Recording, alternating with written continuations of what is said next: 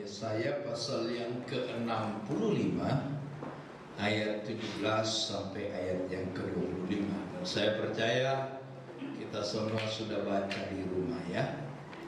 Saya berikan tema langit dan bumi yang baru. Minggu lalu juga temanya sama, langit yang baru dan bumi yang baru ya. Karena minggu lalu kita hanya melihat ayat 17. Di hari ini kita akan melihat lebih dalam lagi untuk kita bisa memahami ayat-ayat ini.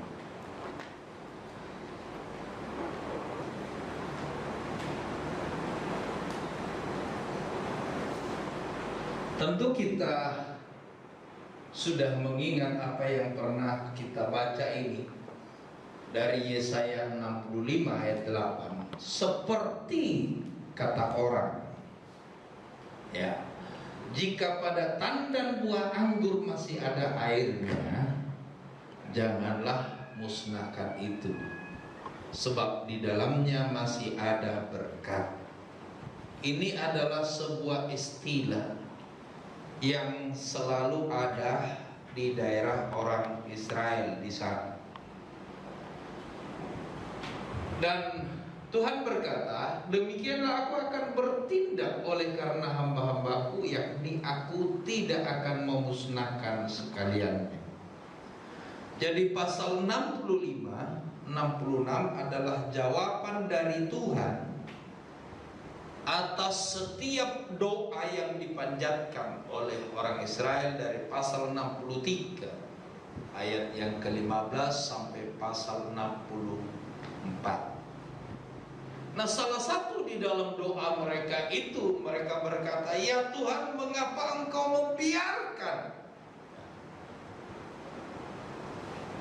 Dan mereka berkata, ya Tuhan, ingatlah akan kami, janganlah murka amat.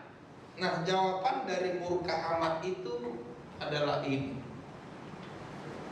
jika pada tandan buah anggur masih ada airnya, jadi tidak dibuang, masih diambil, masih diperas buahnya. Ya, sebab di dalamnya masih ada berkat. Tentu bukan anggur yang dimaksud, adalah orang. Jika pada seseorang itu masih ditemukan berkat, ada sesuatu yang baik maksudnya, maka Tuhan tidak akan membuang, tetapi Dia akan membangkitkan untuk menjadi pewaris, ya, pewaris gunung Tuhan, pewaris Saron. Saron itu adalah tempat kambing domba untuk nikmati rumput-rumput yang subur. Lembah Akor, ya, lembah Akor itu adalah tempat lembu sapi untuk menjadi lemu-lemu.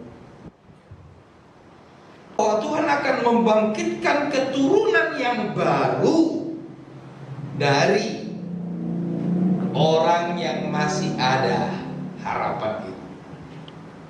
Minggu lalu kita melihat ini, sebab sesungguhnya aku menciptakan langit yang baru dan bumi yang baru. Inilah yang minggu lalu yang kita perhatikan. Kita sudah melihat bahwa langit yang dan bumi yang pertama, ketika Adam dan Hawa diciptakan, maka Tuhan menciptakan langit dan bumi yang kita nikmati sekarang. Ya, ada taman di Eden, tempat Allah bertemu dengan manusia. Ya, jadi langit yang pertama dan bumi yang pertama, di tengah-tengahnya ada dibuat sebuah taman di Eden. Taman itu adalah tempat bertemunya Tuhan dengan manusia. Tentu kalau saudara ikut di PA Kejadian, saudara pasti mulai memahami. Tapi sayang, langit dan bumi yang baru itu dirusak oleh pelanggaran manusia. Akhirnya manusia tidak lagi ketemu dengan Tuhan. diusir dari Taman Eden. Ya. Dari seluruh tanah perjanjian itu dimanapun mereka berada, 3 kali setahun mereka harus datang ke Yerusalem, bertemu dengan Tuhan dan beribadah kepada Tuhan. Saudara lihat, itulah tanah yang baru, langit yang baru dan bumi yang baru yang diberikan kepada Abraham dan keturunannya. Hampir sama dengan langit dan bumi yang diberikan kepada Adam dan Hawa. Ya, sama prinsipnya.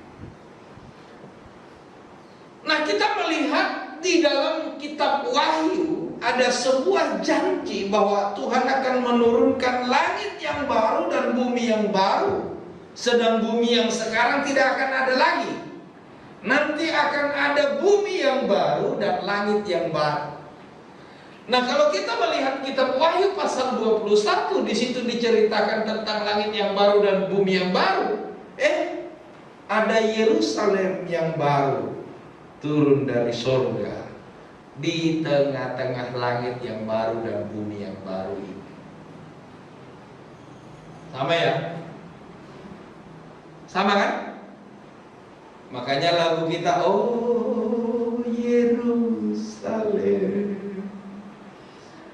kota mulia. Itulah tujuan kita. Kenapa tujuan kita? Ada bertemu dengan Tuhan di sana. Hatiku rindu ke sana. Karena memang ada Yerusalem yang baru, tempat kita bertemu dengan Tuhan di sana.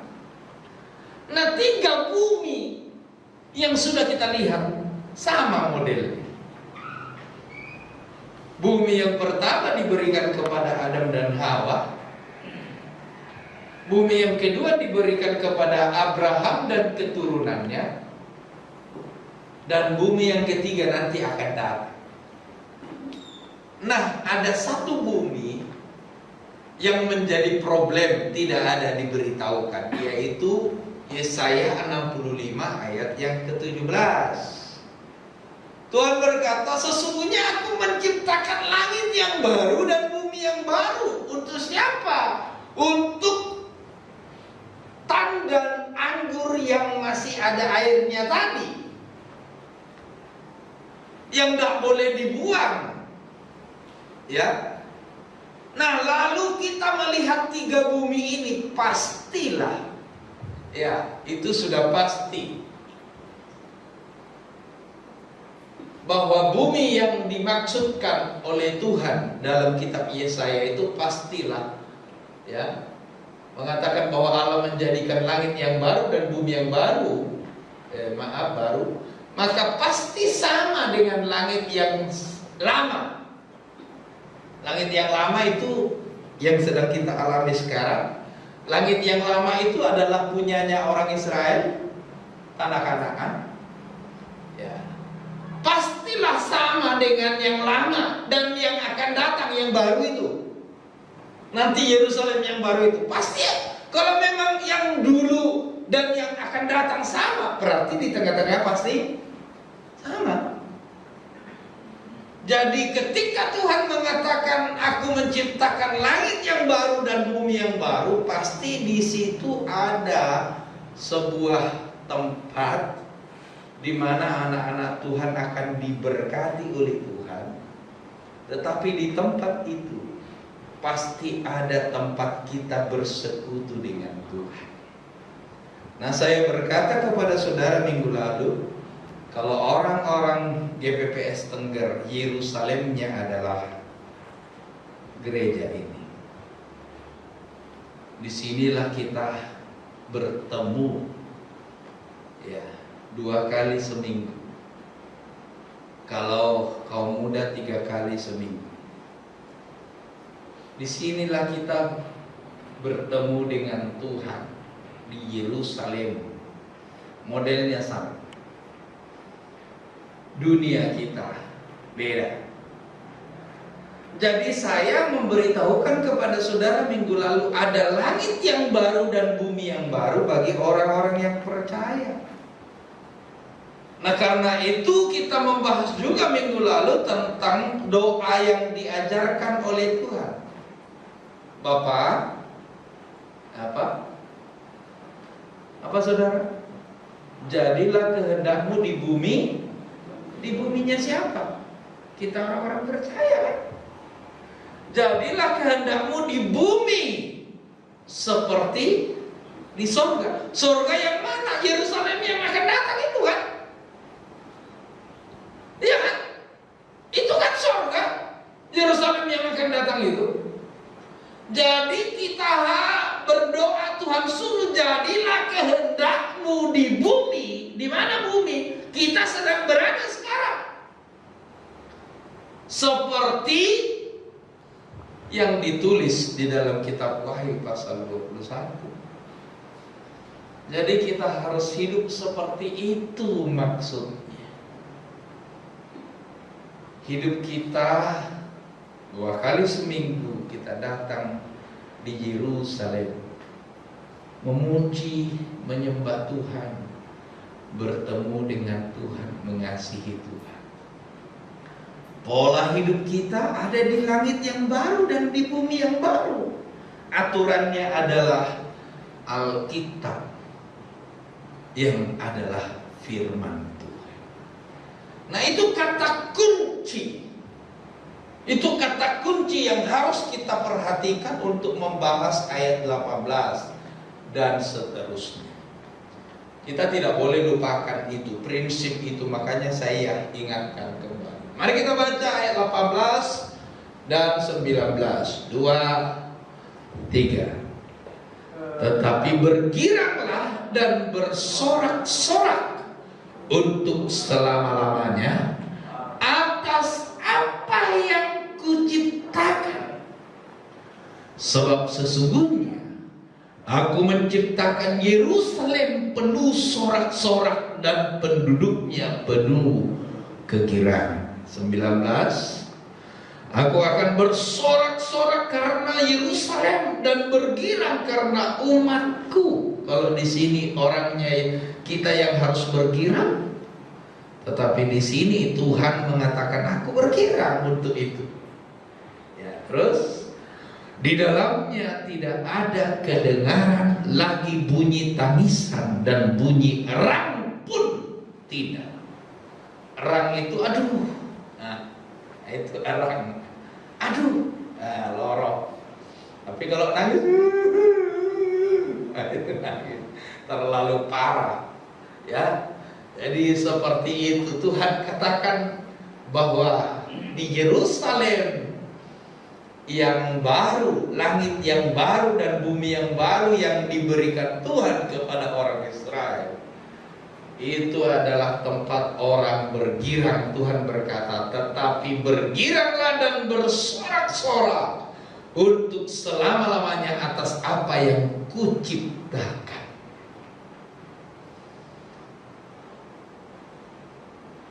Apa maksud dari kata ini?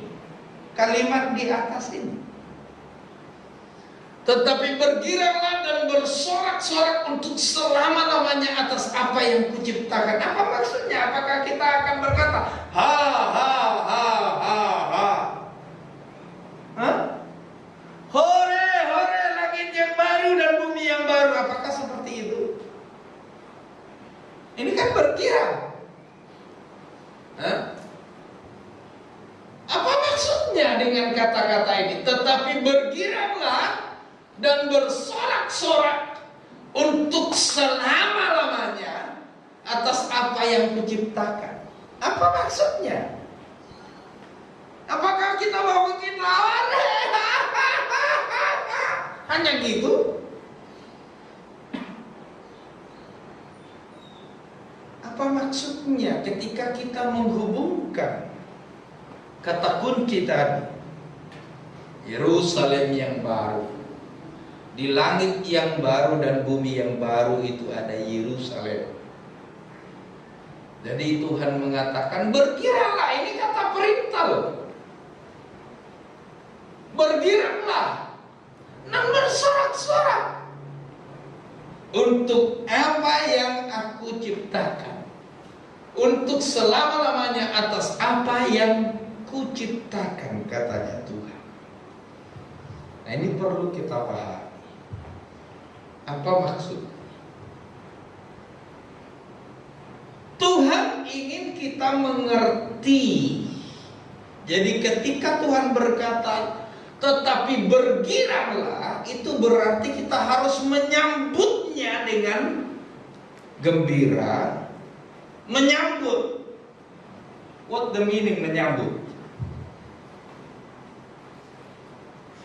Hah? Apa maksud menyambut? Nerimo. Apa yang mau diterima? Langit yang baru dan bumi. Apa yang mau diterima? Apa yang harus kita terima? Kalau kita bicara soal langit yang baru dan bumi yang baru, tentu kita harus mengerti aturannya.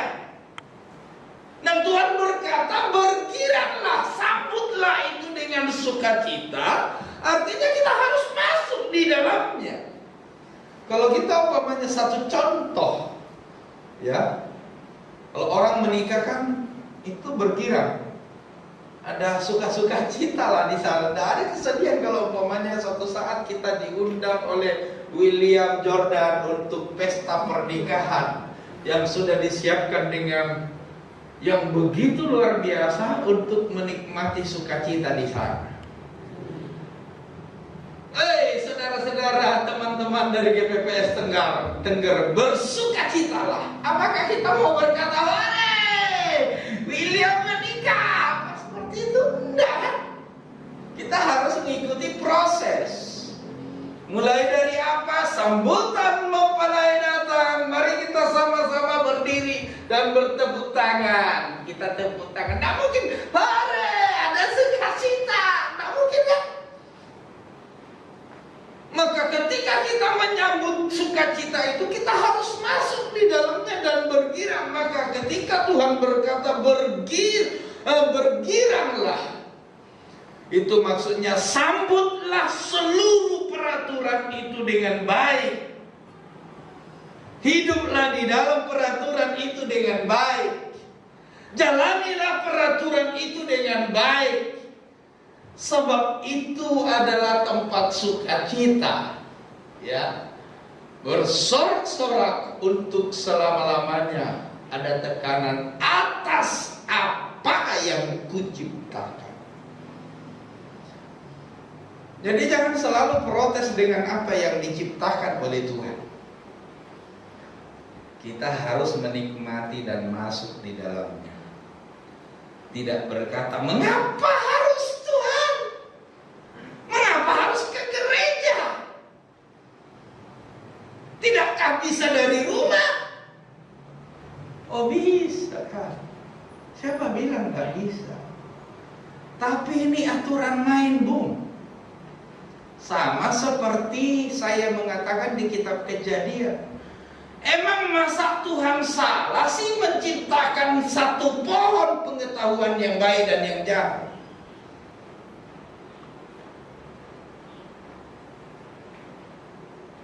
Salahkah Tuhan menciptakan itu? Iya, karena itu akhirnya manusia berdosa.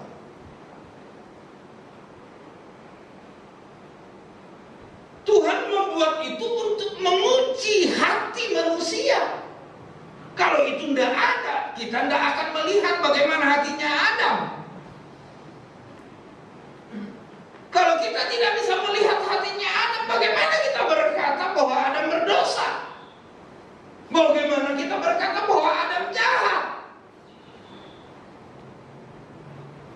Aturan main itulah yang menentukan apakah engkau orang baik atau orang jahat.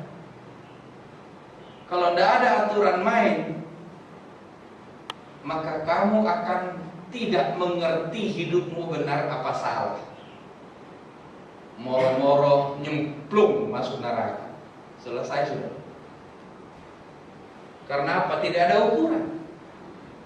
Makanya kalau anak-anak marah dengan peraturan orang tua itu salah.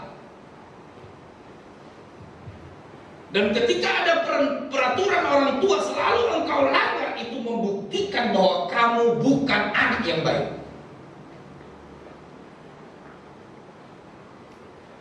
Bukan peraturannya yang salah. Papa sih bikin aturan. Tuh. Itu kalau manusia tanpa aturan. Hah? Aturan itu untuk menguji hati kita, apakah kita orang yang baik atau tidak. Nah, Tuhan berkata, terimalah itu aturan. Sebab Tuhan membuat aturan itu bukan untuk membuat kita hancur. Saya menyuruh ada aturan untuk Kevin, jam sekian HP masuk. Karena sekarang nggak boleh kan, dulu HP harus masuk Senin sampai Jumat. Dan sekarang semua sekolah pakai HP. Di rumah semua nggak bisa. HP malam. Karena HP main game terus. Bagaimana? Apakah itu aturan salah? Oh tidak. Tapi kalau aturan itu dimainkan dengan baik, itu namanya kamu anak baik. Tapi kalau aturan itu kamu tidak atur dengan baik, maka kamu tidak masuk di dalam aturan itu. Hasil dari aturan itu tentu kamu tidak nikmati. Iya kan? Betul nggak saudara? Hasil dari aturan itu kamu tidak akan pernah alami. Kenapa tidak dialami? Karena tidak pernah dilakukan. Nah, ketika Tuhan berkata bergiranglah dan bersorak-sorak untuk selama-lamanya. Untuk selama-lamanya loh, bukan cuma di gereja aja ya.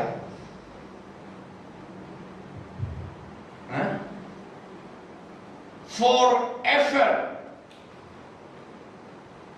Ya, untuk selama-lamanya. Jadi Tuhan ingin kita mengerti aturan di langit yang baru dan bumi yang baru itu, supaya kita menyelaraskan perilaku hidup kita seperti di langit dan bumi yang baru yang diciptakan oleh Tuhan untuk orang-orang yang baru. Orang-orang yang tadinya hanya tinggal sedikit airnya, jika masih ada air dalam tandan. Kalau kata jika masih ada itu kecil harapannya. Jika masih ada. Jadi hidup kita ini adalah karena anugerah. Cuman sedikit air saja. Karena cuman masih bisa diatur. Lewes gak bisa diatur ya.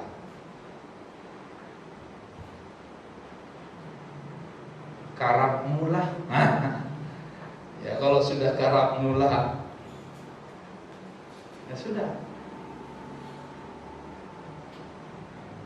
Kalau sudah ngomong karapmu, wes.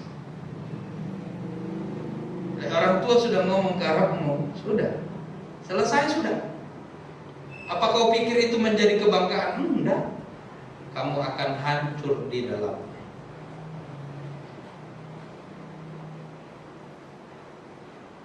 Suatu saat ketika engkau menjadi tua juga engkau akan menyesali cara kerja hidupmu selama ini. Kalau orang tua sudah berkata karapmu, kalau Tuhan sudah berkata terserah, kau datang dak ngurus, kau pergi dak ngurus, urip-urip dewe. Nah udah, jadi ke gereja pun dak ada gunanya, ya kan? Kalau Tuhan sudah bilang karapmu, ya betul nggak saudara? Tuhan berkata terserah. apa dia Tuhan berkata aku sembunyi? Bukan kurang panjang tangan Tuhan untuk menolong, bukan kurang tajam pendengarannya untuk mendengar, tetapi ada yang membuat pemisah. Tuhan sakit hati, lalu dia sembunyi. Karapmu nawis. Jadi saudara, ketika Tuhan berkata, tetapi bergiranlah dan bersorak-sorak, jangan bangga kalau sudah dibiarkan.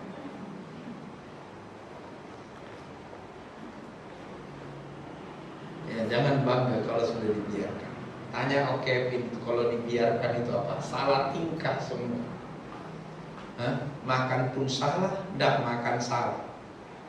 Saya pernah lalu, saya pernah dihukum dengan kata itu. Terserah. Salah tingkah, mau bikin apa salah, mau bikin apa salah.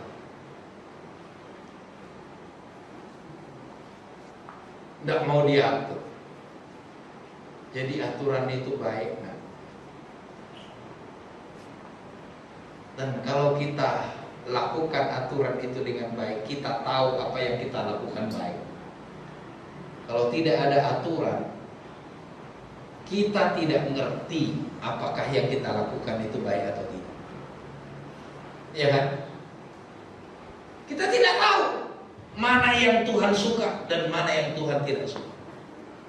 Jadi pohon pengetahuan yang baik dan yang jahat itu tidak jahat, Tuhan menciptakan itu. Sebab itu adalah batu uji untuk kita. Yerusalem yang baru itu bukan Tuhan ciptakan untuk sesuatu yang buruk. Kenapa Tuhan ciptakan Yerusalem? Harus pergi ke Yerusalem. Capek kan 3 kali setahun.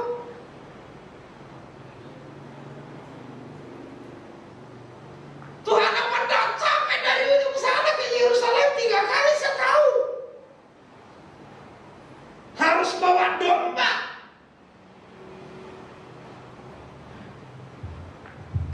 Saya kasih tahu.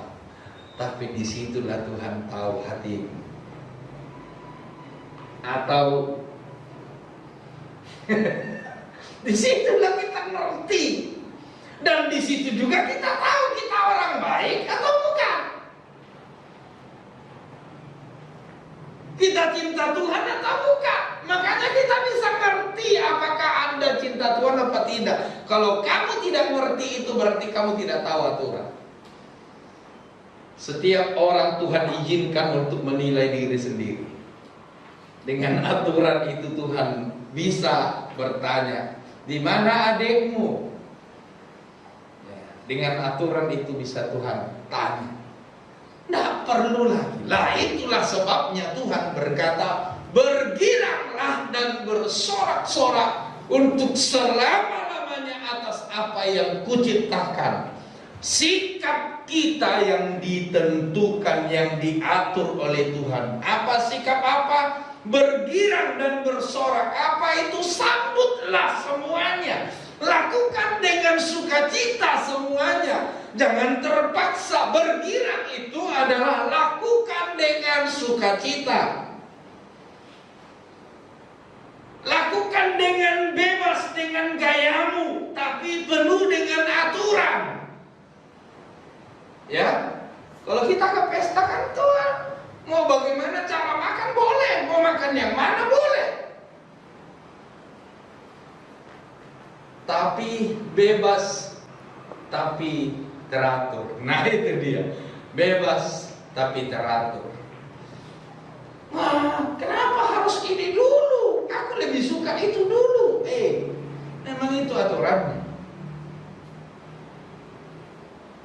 Nah di Yerusalem yang baru itu, di langit yang baru dan bumi yang baru itu ada Yerusalem.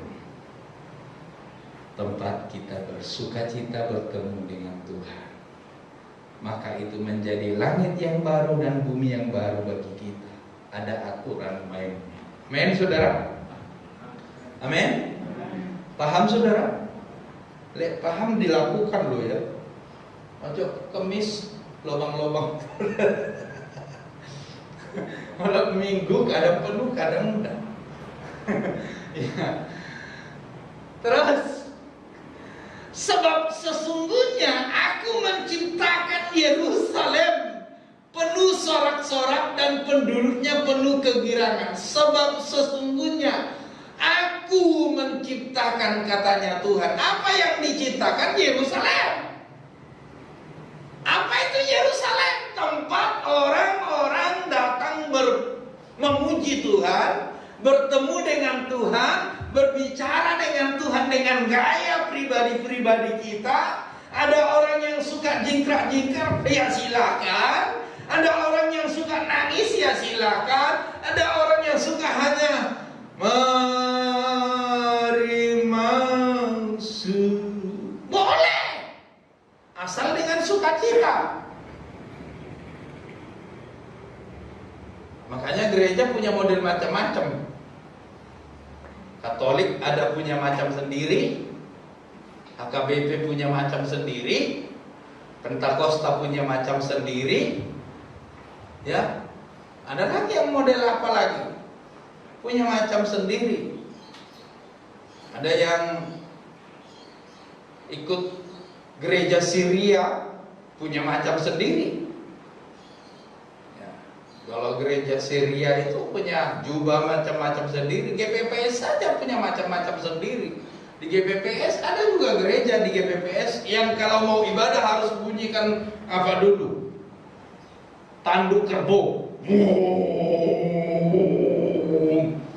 Kemudian semua pelayan-pelayan Tuhan sesuai dengan jubah yang punya sayap-sayap maju. Gerubuk, gerubuk, gerubuk, gerubuk. Baru maju ke depan, imamnya datang. Kiranya damai sejahtera memberkati saudara semua. Semua jemaat berkata, amin. Lek iso dengan sukacita silakan. Ya kan? Saudara bisa nikmati, silakan. Tapi pada intinya kita menikmati di Yerusalem yang baru, di bumi yang baru dan di langit yang baru. Kita bisa menikmati Tuhan bersukacita bersama dengan kita. Itulah yang dimaksudkan. Aku menciptakan Yerusalem yang baru. Ada aturan main di situ. Ada penduduknya.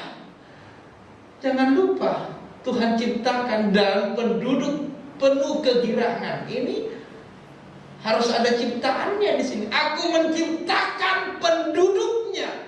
Kenapa Tuhan menciptakan penduduk? Lah memang karena hanya tinggal tandan yang ada airnya. Yang tidak ada airnya sudah dibuang. Hidup itu karena pilihan. Dipilih oleh Tuhan dan diperbaiki. Nah, itulah hidup kita. Hidup kita itu sama dengan lampu yang mengatakan bulu yang terkulai. Kita adalah bulu yang terkulai. Kalau hari ini tegak itu karena kemurahan Tuhan. Takkan dipatahkannya, Dia akan jadikan indah. Nah, Tuhan memperbaiki kita supaya indah. Tapi jangan lupa kita adalah bulu yang patah terkulai. Cuman masih ada airnya, masih ada harapan. Sumbu yang apa? Bulu yang patah terkulai akan dipatahkannya. Sumbu yang pudar nyalanya tidak akan dipadamkan. Kita adalah sumbu. Kalau lampu, kita adalah lampu yang sudah hampir padam. Pudar sudah, katentek. tapi masih belum padam, diolah oleh Tuhan, diciptakan menjadi ciptaan baru. Anda dibuat menjadi ciptaan baru di dalam Kristus. Kita adalah anak-anak Tuhan. Jadi Tuhan berkata, aku menciptakan Yerusalem. Jadi kalau Tuhan menciptakan Yerusalem, jangan diubah, Bung. Jangan diorak-arik. Kalau Tuhan sudah menciptakan Yerusalem yang baru, seperti apa Yerusalem yang baru? Ada contoh, ada yang sudah diberikan. Jangan diubah. Tuhan ciptakan modelnya memang begitu. Itu yang Tuhan mau. Anda cocok atau tidak cocok, Anda suka atau tidak suka, maka itulah yang Tuhan ciptakan, itulah yang Tuhan buat. Karena dengan demikianlah kita bisa menikmati sukacita, bergirang dan bersukacita di dalamnya. Kalau tidak seperti itu, soro, Bung. Bayangkan kalau orang luar di Indonesia, taruhlah orang Malaysia tinggal di Indonesia, dia pakai hukum Malaysia, dia pakai aturan Malaysia, tapi tinggal di Indonesia. Bagaimana kita mau bilang?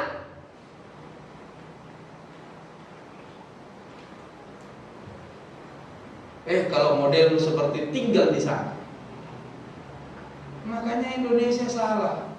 Hukum Arab mau ditaruh di Indonesia. Kalau mau hukum Arab, tinggal di Arab, jangan tinggal di Indonesia. Indonesia punya hukum sendiri.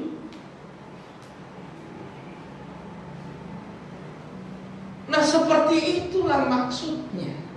Anda tidak akan pernah bisa menikmati sukacita kalau melanggar terus. Tidak bakal.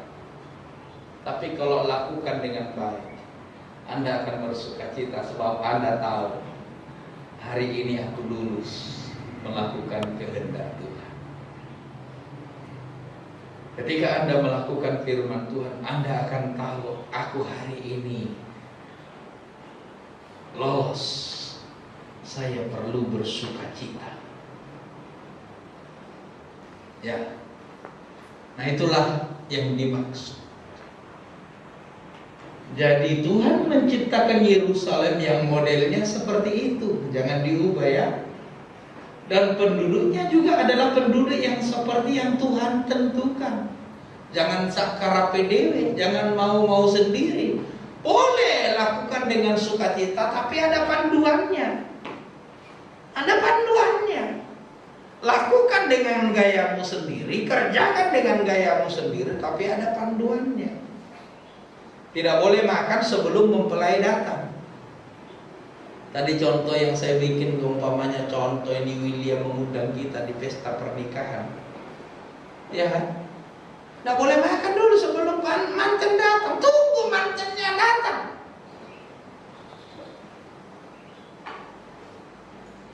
Ada aturan di situ. Ya, penduduk yang seperti yang Tuhan tentukan. Makanya kalau orang tua juga punya aturan, Aurel, kalau kamu tinggal di rumah orang tua, aturan orang tua ya berlaku. Nanti kalau rumahmu sendiri, ya bikin aturan sendiri juga. Bagaimana kamu bisa menikmati di situ? Tapi kalau kamu tidak punya aturan, nah kamu akan capek dewi. Ya, akan capek dewi. Aturan itu bagus. Aturan itu bagus. Kalau tanpa aturan tidak ada yang baik. Akhirnya semua ngawur. Aturan selalu baik. Makanya orang tua yang benar selalu buat aturan. Itu mengolah cara berpikir, mengolah cara berpikirnya anak, membentuk habit. Namanya habit itu adalah karakter. membentuk kebiasaan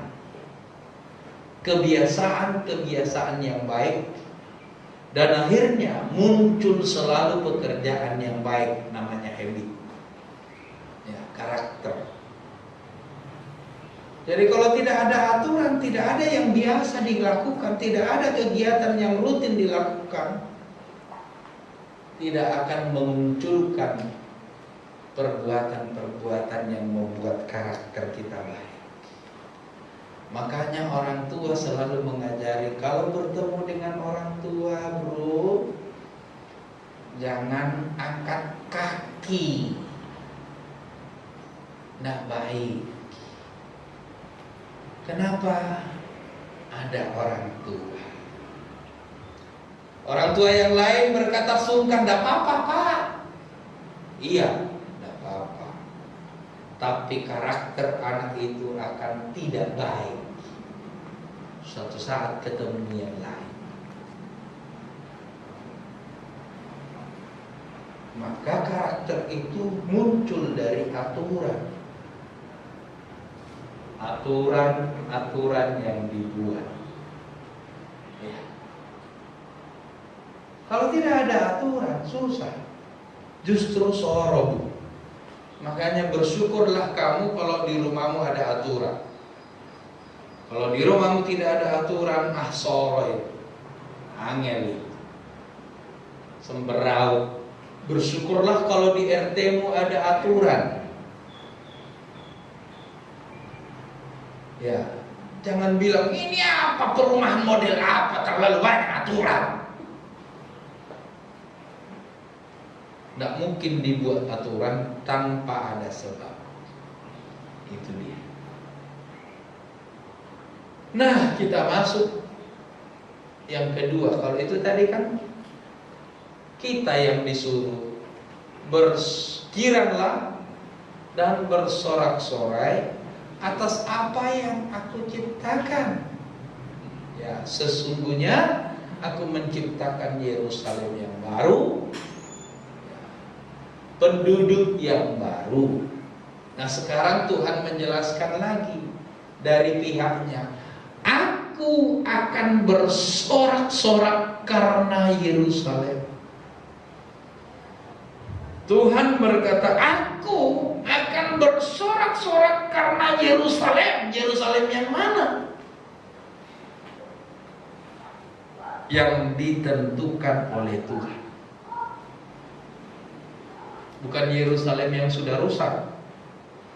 Kalau andai kata karena Yerusalem yang rusak itu, tidak perlu Yerusalem yang baru datang. Ya kan? Tidak perlu kan? Tapi karena itu rusak, harus dibuang. Kenapa rusak? Orang yang buat. Ya. Jadi Tuhan berkata, aku akan bersorak-sorai karena Yerusalem dan bergirang karena. Jadi Tuhan mengatakan, aku senang, aku bergembira dengan penduduk yang model seperti yang sudah dibuat. Apa itu diciptakan? Dari mana? Dari bulu yang patah terkulai. Dia bentuk, dia ubah, dia perbaiki, dia taruh karakternya model apa. Dan ketika jadi Tuhan berkata, aku bersorak-sorai, aku bergirang karena Yerusalem.